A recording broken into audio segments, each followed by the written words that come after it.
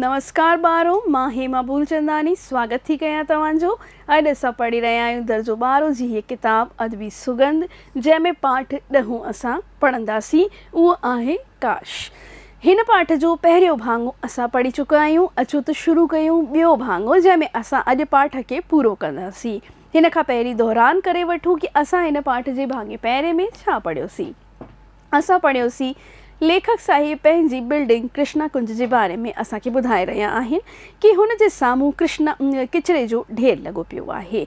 Dumping yard हुननि खे नालो ॾिनो वियो आहे। असां ॾिठो आहे कि हिकिड़े हंधि कंहिं थोरो किचिरो फिटी करे छॾियो त माण्हू हुनखे किचिरे जो मैदान सम्झी करे पंहिंजे घर जो सॼो किचिरो फिटी करे वेंदा आहिनि। ऐं इहो बि हिते ई थियो, यानी कि लेखक साहिब जे घर जे ॿाहिरि किचिरे जो ढेर लॻो पियो हो। कई लेटर, चिठियूं, दरख़्वास्तूं लिखियूं हुननि ऑफिसरनि खे, पर कंहिं बि हुननि जी फ़रियाद न ॿुधी, रिक्वेस्ट न ॿुधी। सिहत सां खिलवाड़ पियो थिए। तंहिं ॾींहुं हिकिड़ो हेल्थ ऑफिसर हुननि जी घिटीअ में फेरो पाए रहियो हो। तंहिंखे लेखक साहिब वठी आया कि हिन खे साफ़ु करायो वञे, पर हुन ध्यानु न ॾिनो। तंहिं वक़्तु ई दादा ईश्वर खिलनाणी, जेको हुननि जी बिल्डिंग में रहंदो हो, हुननि जी बिल्डिंग में रहंदड़ हो, उन्हनि जे घर हिकिड़ो नौजवान 25-30 सालनि जो आयल हो, ऑफिस मां वापसि आयो हो। तंहिं ॾिठो ऐं हुन ऑफिसर खे दॿाड़े चयो कि do you know who am आई। तंहिं वक़्तु ई उहो जेको हेल्थ ऑफिसर आयो हो चयईं शाम ताईं किचिरो हटी वेंदो, ऐं थियो बि ईअं कि शाम ताईं किचिरो साफ़ थी वियो। लेखक जी धर्म पत्नी लेखक साहिब खे तानो हणंदे चवे थी कि तव्हां हेॾा पंध कया, हेॾा अखर लिखिया, हेॾियूं दरख़्वास्तूं विधियूं, छा थियो हुननि जो? कुझु बि न थियो। ऐं हुन नौजवान ॾिसो हिकिड़ी धमकीअ सां कीअं न सॼो किचिरो साफ़ु कराए छॾियो। सॼी सोसाइटी जा माण्हू ईंदे वेंदे हुनखे सलाम कंदा हुआ, नमस्कार कंदा हुआ। ऐं वॉचमैन चाहे ऑफिस जेको सेक्रेटरी हुओ हिननि जी बिल्डिंग जो, उहो बि हुनखे राम राम करणु लॻो हो। ॾिसूं त हाणे अॻियां असांखे हिन भाई साहब जे बारे में कहिड़ी ॼाण लेखक साहिब ॾियनि था। हिकु ॾींहुं गेट वटि भाई साहब साम्हूं मिली वियो। आम्हूं साम्हूं यानी फेस टू फेस। न दुआ न सलाम, बसि मुंहुं फेरे हलणु लॻो। मूं सम्झो त शायदि नथो सुञाणे, यानी लेखक साहिब त हुनखे सुठी तरह सुञाणे वरितो, पर हिकिड़ो ॾींहुं जॾहिं हू हुतां वञे पियो, पंहिंजे मोटे पियो, अचे वञे पियो, त लेखक साहिब हुनखे ॾिठो, यानी कि कुझु ॻाल्हाए ई न लेखक साहिब सां। लेखक सोचियो शायदि मूंखे सुञाणे कोन थो। अॻियां वधी करे चयोमांसि, भाई साहिब सुञाणो नथा, मां 5 माड़े ते तव्हांजो पाड़ेसरी आहियां। अचो कॾहिं मुंहिंजे घर त अची गॾिजी चांहि पियूं। त जीअं पाड़े वारा हिक ॿिए सां मिलंदा आहिनि, साॻीअ रीति लेखक साहिब बि हिन खे चयो कि अचो कहिड़े ॾींहुं हिकिड़ी फ्लोर ते रहंदा आहियूं, गॾ में टी पीअंदासीं, चांहि पीअंदासीं। हलंदे हलंदे चयईं, कंहिंखे वक़्तु रखियो आहे, यानी कि रूडली आंसर कई, जवाबु ॾिनईसि हुनखे रुखेपन सां, ऐं हलियो वियो। अहिड़ो रुखो माण्हू मां कॾहिं बि न ॾिठो। यानी कि हिकिड़ो त लेखक साहिब हुनखे इनवाइट करे रहिया हुआ कि भई तूं अचु मुंहिंजे घर अची करे त कॾहिं पाण चांहि पाणी पीअंदासीं, ॻाल्हाईंदासीं, हिन बहाने मिलणु जुलणु त थिए कान थो। पर उहो त रुखो जवाबु ॾेई करे वियो हली। वरी कॾहिं हिन सां राम राम करण जी मुंहिंजी दिलि ई न थी। यानी लेखक साहिबु चए थो कि भई मुंहिंजो त मन ई न चयो त मां कॾहिं हुनखे राम राम बि कयां। पाड़ो आहे अबो अमड़, यानी लेखक साहिब पाड़े जी तुलना माउ पीउ सां कई आहे। पीउ असांजे घर में थींदा आहिनि, असांखे पहिरीं तकलीफ़ थींदी आहे, पहिरियों नंबर असां पंहिंजे माउ पीउ खे ॿुधाईंदा आहियूं कि असांखे दिक़त आहे। ऐं अगरि असां वॾा थी विया आहियूं, असांजा अबो अमड़ चालाणो करे विया आहिनि, त असां कंहिंखे पंहिंजो मञंदासीं जेके असांजे आसे पासे में रहंदा आहिनि। तकलीफ़ थींदी त रिश्तेदार त पोइ परियां आहिनि ईंदा, पहिरीं आड़े पाड़े वारा ईंदा। हिक ॿिए में कमु त पवंदो ई न। हिकु राति मुंहिंजी धर्म पत्नीअ जे पेट में ओचितो अची सख़्तु सूरु पियो। सख़्तु यानी कि ॾाढो वधीक। यानी लेखक साहिब हिकु दफ़े जी घटना ॿुधाए रहिया आहिनि कि भई मुंहिंजी पत्नीअ खे पेट में सूरु थियणु लॻो। ऐं फ़क़ियुनि फ़र्क़ु ई न पवे। असां थींदा आहियूं न, टिकी फ़ोटो ॾींदा आहियूं, घर जूं ठहियल फ़क़ियूं ॾींदा आहियूं, सोचींदा आहियूं मतां का गैस वग़ैरह हुजे त निकिरी वञे, हिन सां उहो सूरु हूंदो। पर उन्हनि सां, फ़ोटे सां, टिकीअ सां, फ़क़ियुनि सां हिनखे कोई बि फ़र्क़ु न पियो। ज़रूरी हो त हुनखे अस्पताल वठी वञे, यानी असहनीय, सहन न पियो करे सघी, अहिड़ो सूरु हुनखे थियो। ऐं सोचूं कि वञूं था हाणे हिनखे हॉस्पिटल ई वठणी वञिणो पवंदो। राति जा 2 वॻा हुआ, यानी कि आधी राति जो वक़्तु हो। अकेले कीअं वञा? ॿ त 12 छा करियां। सोसाइटी जे सेक्रेटरीअ खे फ़ोन कयमि, उमेद हुई त डुकंदो ईंदो। सोसाइटी जो सेक्रेटरी नाले मात्र जो हो। लेखक साहिबु हुनखे फ़ोन कयो त भई हाणे मुंहिंजी धर्मपत्नी जी तबियत ईअं ख़राब थी रही आहे त मूंखे कोई रस्तो ॾेखारियो या मूंसां गॾु केरु हलो, मां अकेलो कीअं वठी वञा। पर छा थियो, छा सेक्रेटरी आयो? जोणस यानी सेक्रेटरीअ जी ज़ाल। जोणस असां सिंधीअ में कंहिंखे चवंदा आहियूं, हूअं त ज़ाल बि सिंधी अखर आहे, वाइफ या जोणस या ज़ाल। सिहत ठीकु न आहे, यानी कि रुखो जवाबु ॾींदे चवेसि थी भई मुंहिंजे घोट जी तबियत ठीकु न आहे, मां निंड में न उथारींदीमान हिननि खे हींअर, माफ़ु कजो। यानी कि असां पहिरीं ई पढ़ियोसीं कि भई हिक ॿिए खे सुञाणींदा ई कान्हनि, ॻाल्हाईंदा ई कान्हनि। हेसि तक कि हिकिड़े ई फ्लोर ते रहनि था। लेखक साहिब त अॻियां मित्रता वधाइण जी बि कोशिशि कई, पर उहो भाई साहब बि जवाबु ॾेई वियो। हाणे हिन वक़्तु अहिड़ी वेला में कंहिंखे फ़ोन करे, कंहिंखे चवे? सेक्रेटरी वटि वियो त सेक्रेटरी जी ज़ाल त मना करे छॾियसि, हिन बिल्डिंग में मां कंहिंखे बि न सुञाणा, कंहिंजो दर खड़कायां, छो न ईश्वर खिलनाणीअ जे दर ते दस्तक थिया। यानी वापसि हुनखे उहो ई भाई साहबु यादि अचणु लॻी वियो, दादा ईश्वर खिलनाणी यादि अचणु लॻी वियो, छाकाणि त हू राम राम त कंदो हो, ॿिए कंहिंखे ई सुञाणनि नथा। त बालको हिते हिन पैराग्राफ में जेको इहो आहे, असांखे महानगर जी जेका अकेलोपन आहे तंहिंजी ॼाण ॾिनी वई आहे। चित्र चिटियो वियो आहे कि भई असां नौकरीअ जी तलाश में, पढ़ाईअ जी तलाश में वॾनि वॾनि शहरनि जी चमक दमक, मॉल ॾिसी करे, बिल्डिंगूं ॾिसी करे हुननि जी तरफ़ वधूं त था, पंहिंजे ॻोठनि खे, नंढनि शहरनि खे छॾे करे। पर उते रिश्तेदार मित्र मिलणु केॾी न ॾुखियाई आहे। अहिड़े वक़्त में जंहिंमें लेखक साहब जी पत्नीअ खे असहनीय सूर थी रहियो आहे, हॉस्पिटल वठी वञणु ज़रूरी आहे, पर हेॾे वॾे शहर में हू कंहिंखे बि न सुञाणनि। शहर जी त ॻाल्हि छॾियो, को रिश्तेदार परियां जो निकिरी बि अचे, पर बिल्डिंग में बि कंहिंसां ॻाल्हाइणु ॿोलाइणु कंहिंजो न आहे कि दुख में कंहिंजो दर वञी खटखटाइजे। त ही अकेलेपन जो बयानु हिते कयो वियो आहे।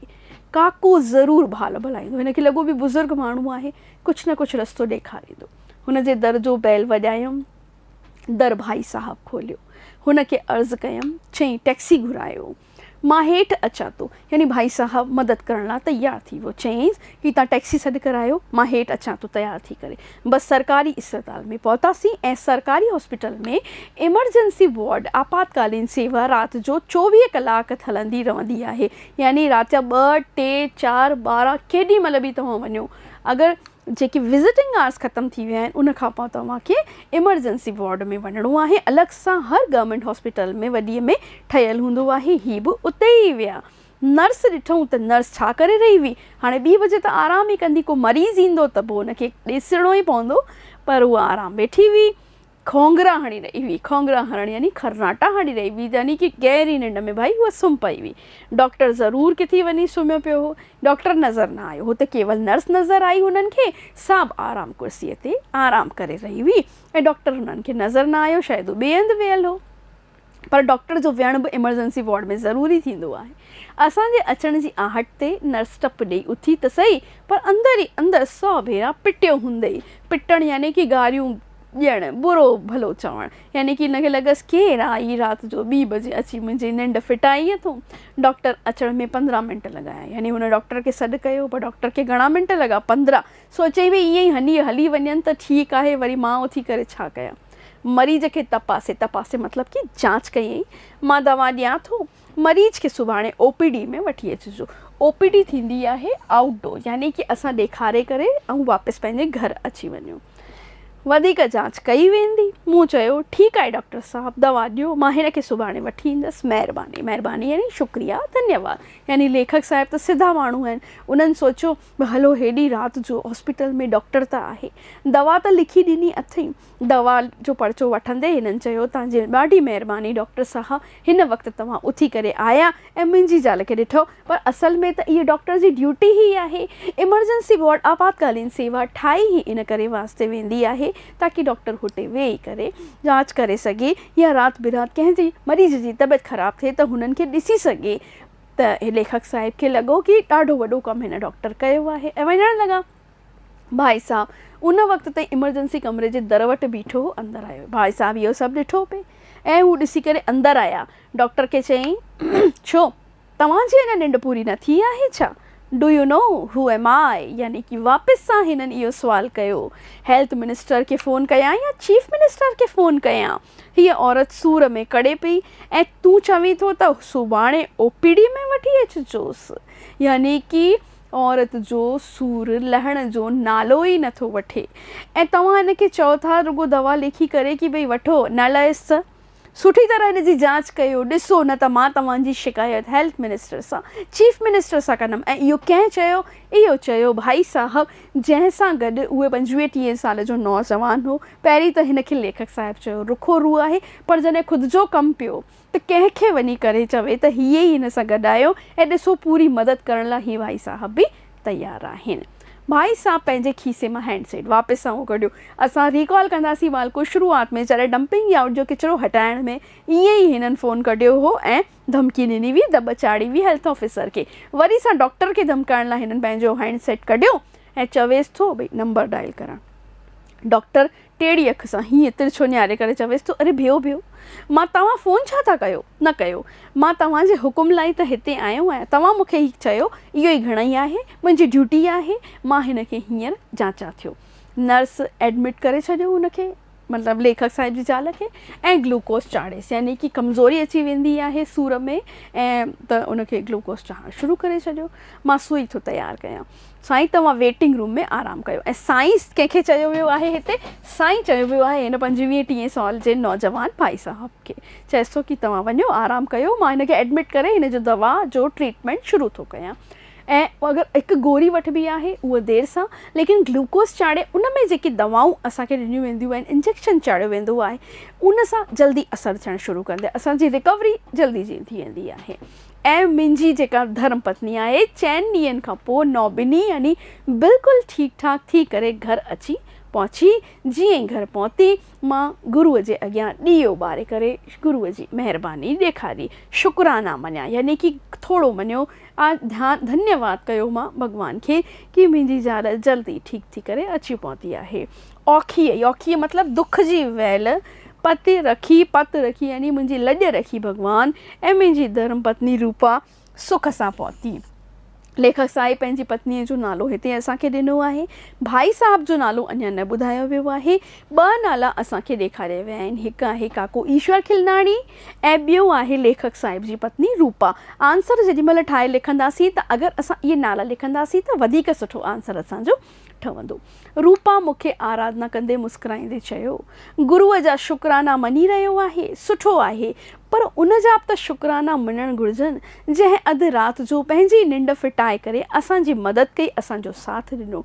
डॉक्टर जी कन मैटणु यानी कन मैटण जो मतिलबु थींदो आहे कमु करायो, कंहिंखां कमु करायो, उनखे दॿ धमकियूं चाढ़े करे डॉक्टर खे असांजो कमु करायो, उहो भाई साहब करायो हो।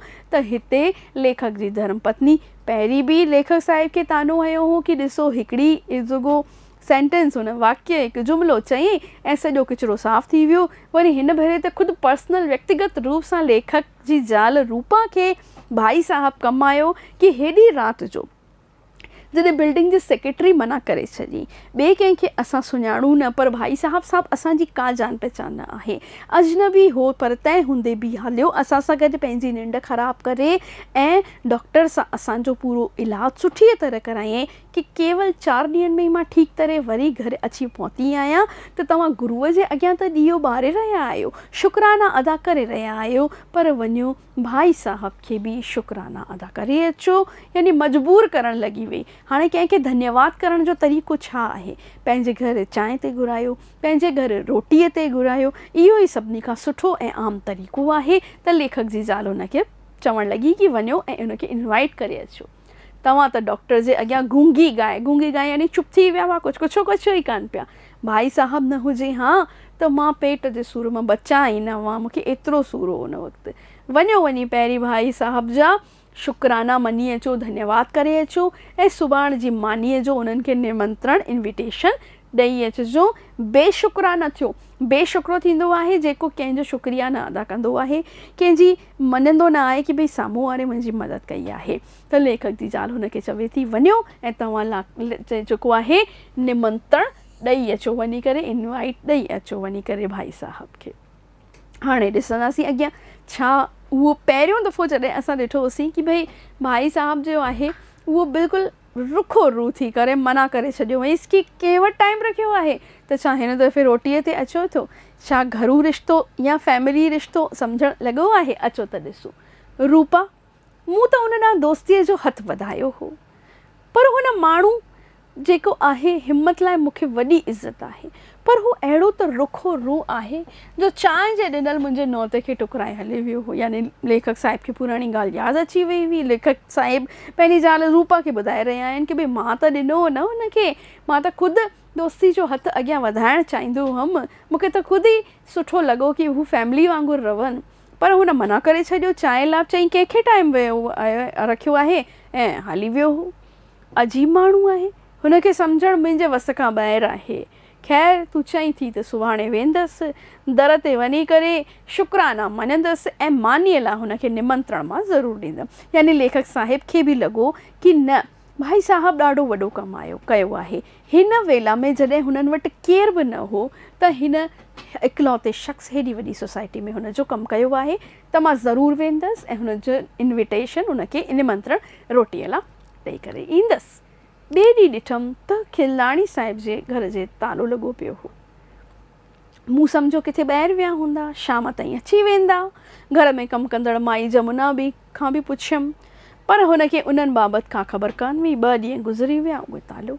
यानी लेखक साहिब जी पत्नीअ जे चवण ते लेखक साहिब ईश्वर खिलनाणी जे दर ते विया बि, पर 2 ॾींहंनि ते ई हुननि जे दर ते तालो लॻो पियो हो। हूअं त असां पढ़ियोसीं कि भई जमुना कमु कंदी हुई ऐं खिलनाणी साहिब जेके हुआ उहे सुबुह जो रोटी खाई करे वेंदा हुआ, उन्हनि जे ईंदी हुई रोटी, टिफ़िन ईंदो हो ऐं शाम जो वापसि ईंदा हुआ, पर 2 ॾींहंनि खां हुननि जे घर जो तालो ई न खुलियो हो। ऐं हीउ नौजवान उन दादा ईश्वर खिलनाणी सां घर ई रहंदो हो। कंहिंखे पतो कान हो, न कंहिं पुछियो हो कि भई तूं केरु आहीं, छो पियो रहीं, न ई दादा खां पुछियो हो न हिन खां पुछियो, छाकाणि त लॻंदो आहे कंहिंजे व्यक्तिगत मामले में केरु छो इंटरफेयर असां कयूं, त इन ई ॻाल्हि जे करे हिननि बि पुछियो ई कान हो। कंहिंखे ख़बर न हुई, कंहिंखे बि ख़बर कोन। मतिलबु कि हिक ॿिए सां असां पहिरीं पढ़ियोसीं कि भई वॾी वॾी बिल्डिंगूं आहिनि, वॾो शहरु आहे, त कंहिंखे ख़बर ई न हूंदी आहे कि भई केरु किथे वियो आहे, केरु कंहिंखां पुछंदो बि कोन आहे। हिकु ॻाल्हि ज़रूरु थी त काके जे घर मां अजीब क़िस्म जी बांस बदबू अची रही हुई। इहा शिकायत ॿियनि सोसाइटी जे माण्हुनि बि सेक्रेटरीअ सां कई। आख़िर 3 ॾींहं पुलिस अची पहुती ऐं काका जे घर जो तालो टोड़ियो वियो। यानी 2 ॾींहंनि ते दर बंदि हो त माण्हुनि खे बदबू अचणु लॻी अंदरां, भई छा माजरो आहे। केवल तालो लॻल हुजे हा त केर बि हिन ॻाल्हि में न सोचे हा कोई ॻाल्हि कान्हे, ॿाहिरि बि वेंदा आहियूं, कंहिंखे न ॿुधाईंदा आहियूं, पर बांस अचणु लॻी। ॿियनि माण्हुनि बि सेक्रेटरीअ सां शिकायत कई त सेक्रेटरी पुलिस खे फ़ोन कयो वियो ऐं तालो तोड़ियो वियो, इहो ॾिसण लाइ कि अंदरि छा आहे। पुलिस वटि त इहा पावर थींदी ई आहे। अंदरि हो काके ईश्वर खिलनाणीअ जो लाश।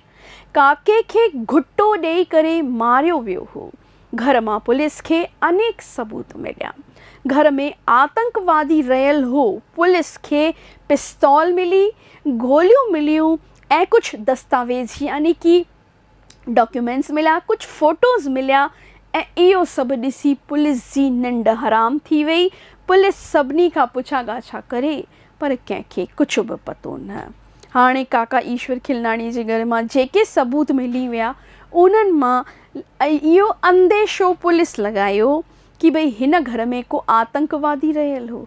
त छा हू 25-30 साले जो नौजवान जेको सभिनी जी मदद करण लाइ तयारु हो, जेको फ़ोन ते हर कंहिंखे धमकी ॾींदो हो ऐं चवंदो हो do you know who am आई, त हू छा आतंकवादी हो?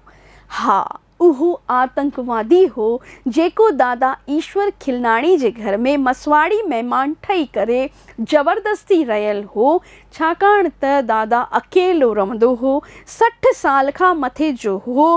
कंहिंखे बि सभिनी खे पतो हो त हिन जो अॻियां पुठियां केरु न आहे ऐं इन ई ॻाल्हि जो फ़ाइदो खणंदे उहो आतंकवादी नौजवान दादा सां गॾु रहंदो हो। कंहिंखे कुझु ॼाण हुजे त जवाबु ॾे, यानी कंहिंखे पतो बि न हो इन ॻाल्हि जो कि भई इहो केरु हो। पुलिस जी जांच जारी रहंदी। मां पंहिंजे दर जो दरवाज़ो बंदि करे छॾियो। कंहिं पंहिंजे दर जो दरवाज़ो बंदि करे छॾियो? लेखक। पाण खां पुछियमि, पंहिंजी धर्मपत्नी रूपा खां पुछियमि त छा भाई साहब जहिड़ो आदमी आतंकवादी थी सघे थो? यानी कि विश्वास ई न आयो हिननि खे कि हू जेको मदद करे रहियो हो, आतंकवादी त पंहिंजे आतंकी शयुनि में ई मशगूल रहंदो आहे, पर हू त इहे कम करे रहियो हो ॿियनि जी भलाईअ जा। त कंहिंखे विश्वास ई न अचे। लेखक साहिब खे बि विश्वास न आयो। पंहिंजी ज़ाल खां पुछणु लॻा, हू अहिड़ो थी सघे थो छा? रूपा जो हिकु ई आलाप आहे। हाणे ॾिसूं रूपा जा वीचार कहिड़ा आहिनि। पहिरीं त रूपा भाई साहब जो पक्ष खणंदी हुई, चवंदी हुई तव्हां त गूंगी गांइ आहियो, चुप करे वेही रहिया हॉस्पिटल में, हेॾा ख़त लिखिया अथव डंपिंग ग्राउंड खे हटाइण लाइ, साफ़ करण लाइ, थियो कुझु? हाणे ॾिसूं रूपा छा थी चवे जॾहिं इहो साबित थी वियो आहे कि हू नौजवान भाई साहब हिकु आतंकवादी हो। चङायूं ऐं बुरायूं हर इंसान में थींदियूं आहिनि, पर भाई साहब जा करतूत ॾिसी करे मुंहिंजो त इंसानियत जे मथां सां विश्वास ई खॾी वियो आहे। कंहिं ते विश्वास कजे? हाल त वीचारो काको राह वेदे कुसिजी वियो। यानी कि काके जो कहिड़ो कसूर हो, कहिड़ी ग़लती हुई जो काका पंहिंजी इच्छा सां ई दग हली रहियो हो ऐं कुसिजी वियो, यानी माराइजी वियो। मां बि हैरान परेशान आहियां। काश मां हुन जे गुफ़्ते खे सम्झी सघां हुआ त जॾहिं हू सभ खां सुवाल करे रहियो हो, do you know who am आई? यानी कि इहो अखर बार बार रिपीट थी रहियो आहे कि हू ख़ुदि आतंकवादी हो। पंहिंजे डप डरावनेपन जी वजह सां हुन जी हर महकमे में जान पहचान हुई ऐं हुन जान पहचान, हुन डप जी वजह सां ई वॾा वॾा ऑफिसर हुन खां डिॼण लॻा हुआ ऐं पंहिंजी जान जो डपु आतंकवादियुनि खां बचण लाइ कंहिं में न हूंदो आहे। इहे डप सभिनी में ॾेई करे हू पंहिंजा कम कराईंदो हो। इन करे ई हू बार बार do you know who am I, do you know who am आई चवंदो हो। त बालको, इहो पाठ असांजो इते ख़तमु थियो। लेखक साहिब जी धर्मपत्नी रूपा जा वीचार इते आहिनि कि माण्हू परिस्थिति जे हिसाब सां पंहिंजा वीचार कंहिं माण्हू न रखंदो आहे। साॻी ॻाल्हि रूपा बि हिते करे रही आहे। जंहिं वक़्तु हुन नौजवान हिन जी मदद कई त हिन चयो, हा ॾाढो सुठो माण्हू आहे। हाणे जॾहिं काको मारिजी वियो त हुन लाइ चवे थी कि कंहिंखे पतो हो। ख़ैर, कमियूं ऐं सुठापन सभिनी में थींदा आहिनि। त बालको, उमेद आहे इहो वीडियो तव्हांखे वणियो हूंदो, पाठ तव्हांखे सम्झ में आयो हूंदो। अॻिले वीडियो में असां हिन जा सुवाल ऐं जवाब कंदासीं। मिलंदासीं नेक्स्ट में। तेसीं ताईं नमस्ते।